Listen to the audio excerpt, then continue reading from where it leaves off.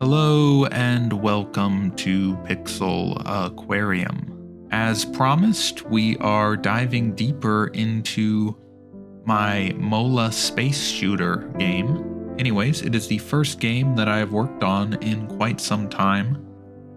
I hadn't made a game in a long time, sort of because previously I had sort of hit a brick wall with how much I could do in a video game. My coding skills and sort of understanding of the game maker engine weren't really very high, so I just sort of hit a limit on what I could do. But this time I decided to get back into it and study more of the engine so that I could better make games. I did a lot more reading and looking at other people's code just to try to understand more about the game engine. And I think it worked. This game is more complex than any of the previous games that I've ever made, at least in terms of how the code and sort of behind the scenes stuff is handled. Sure, it is a simple game, but it is coded in a more, I guess, efficient and interesting way than previous games that I've made. So I wanted to make a game where a sunfish is in space and shooting at enemies like a spaceship. So kind of like a shoot 'em up game, but with a fish. I thought that would be funny. Thought it would be something that I could easily make because I basically already have all the sprites needed for it. So that was sort of my thinking when I set out to make this game. I really just wanted to sort of shake the rust off of my game development skills and learn a bit more about the game maker engine so that I can make more complex games in the future. So I sort of had an emphasis on doing things the quote-unquote right way in this. I'm sure it's not the right way for people who actually make games, but just in a more complex way than I'd previously been doing it. So I started out by making the movement of the sunfish. I already basically had the MOLA character pre-made. I like that its eyes glow when it shoots, so I added that into the sprite sheet. So I just took that into Game Maker and started working on the movement. One problem that I ran into was that when it hits the edge of the screen, I want it to stop. But weirdly, it was bouncing off the edge of the screen, which just didn't feel good to play at all. It was just very jerky in the motion when you were near the edge of the screen, and I just wanted that to be very smooth.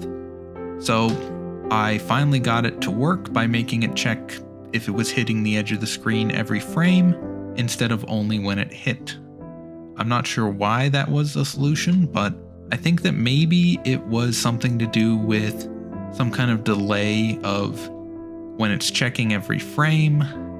It's always checking versus when it hits, it's like checking the frame after it hits is when the sort of effect of it not going off screen is going into effect, causing this sort of jerking motion because it's always one step ahead of it's always one step behind where the character is. Of course, I added shooting, and this was time for me to learn how the alarm system in Game Maker works. Yeah, it's surprising that I never learned how to use that before, but finally learned how to do it because I wanted there to be a limit to the number of bullets that the sunfish could shoot each second. So that was something that I had to look up and watch a few tutorials on just to make sure that I was understanding it right. Took a few times for me to get it, but now I understand how alarms work and can very easily implement that sort of thing into all my games. Understanding that opens up a lot of new possibilities for my games. It was the one thing that was probably holding me back the most in previous games. But now that I understand it, now it's easy for me to implement a lot of new features that involve the concept of time. I also added a scrolling background. So the sunfish isn't actually moving relative to the level. So the level is actually static, only the background is scrolling behind. So the sunfish is technically not really moving unless you press the buttons. One problem that I had is that the texture that I originally used for the background was way too big to start out, and it actually crashed Game Maker several times. So I learned my lesson, made it a bit smaller, but it was very funny to see that the game making software has a very hard limit on how big a texture can be.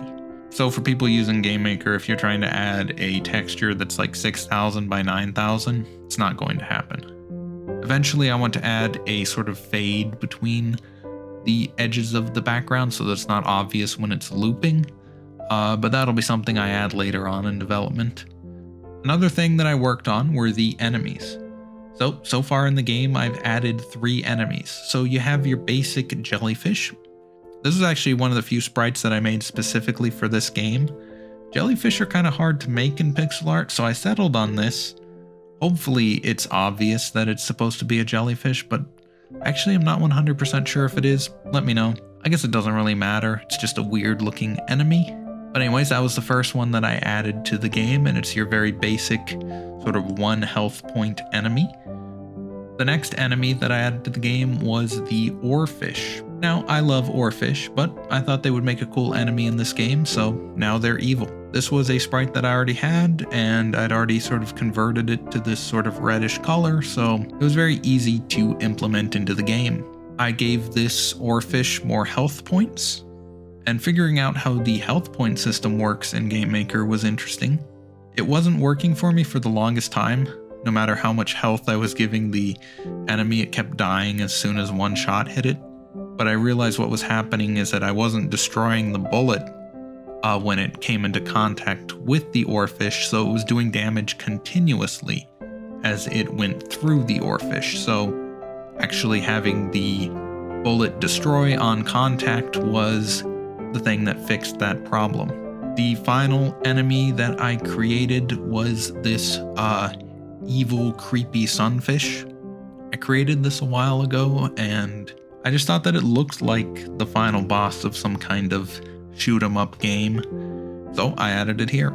And it actually spawns in the jellyfish as enemies, so that's a fun mechanic for it to sort of shoot back at you things that you can destroy. I think that's a pretty common shoot 'em up mechanic. This is a very basic shoot 'em up game. I don't think it's particularly difficult, but it's pretty fun to make. I also created an object for spawning in all the enemies. Originally, I had the enemies lined up off screen and have them move in, but that's not super fun because it just felt like it was tedious to place the enemies in and just sort of weird to have them all off the map. GameMaker actually kept asking me if I wanted to delete all the enemies that weren't within the map screen, so that made me a little worried, which is why I made this object that just spawns them slightly off screen and moves them in right away. This is another thing that's unlocked with my new understanding of the alarm system in GameMaker. And basically I can just copy over this enemy creator and put it into a new level and edit the values to have different enemies spawn in. So it's nice and simple, and I think it'll help me make more levels for the game. And it's also not fighting against the sort of rules of GameMaker, so I think it's good not to be fighting against the rules of GameMaker. If the game engine is asking you if it wants to delete stuff, I'm just worried that if I accidentally click that button, or if something goes wrong and it decides to delete them even if I tell it not to, that could be very bad. So I think it's good that I learned how to use the alarm system and how to properly spawn in enemies. Anyways, I guess this has been a longer video than usual talking about this video game.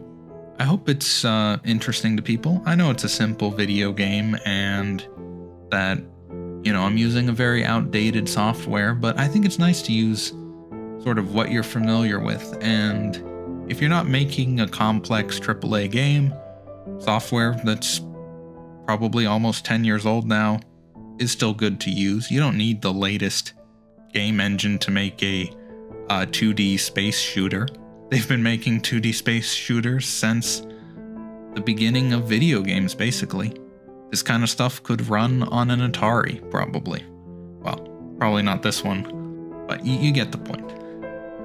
It's just something fun side project for me to do. I haven't been making as much pixel art lately, so this sort of also gets me back into at least editing and making more pixel art, So anyways, you can expect more video games from me in the future. I'll probably make an update on this video game, and I have plans for several more small projects coming soon. Anyways, thanks for watching, and if you've made it this far, consider subscribing to Pixel Aquarium for more weird fish stuff and sometimes bird stuff. More recently, it's mostly been bird stuff. Maybe I'll make a bird video game next. Who knows?